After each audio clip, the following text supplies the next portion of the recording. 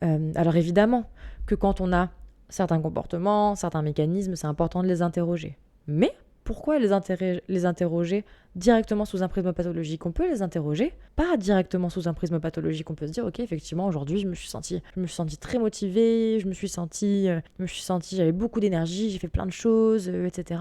Ok.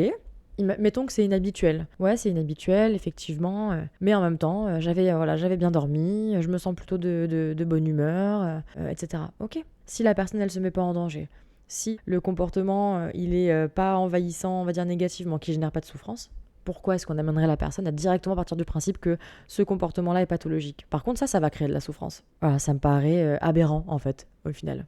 Évidemment, s'il y a une somme de comportements qui sont vraiment questionnables, que ça commence à devenir envahissant, n'oubliez pas ma fameuse triade pathologique. C'est si le comportement, etc., ou la chose est extrêmement envahissante, que ça impacte significativement et surtout négativement le fonctionnement normal, et si ça génère de la souffrance quotidienne ou quasi quotidienne. Si vous avez ces trois critères, effectivement, on peut s'interroger sur l'aspect pathologique.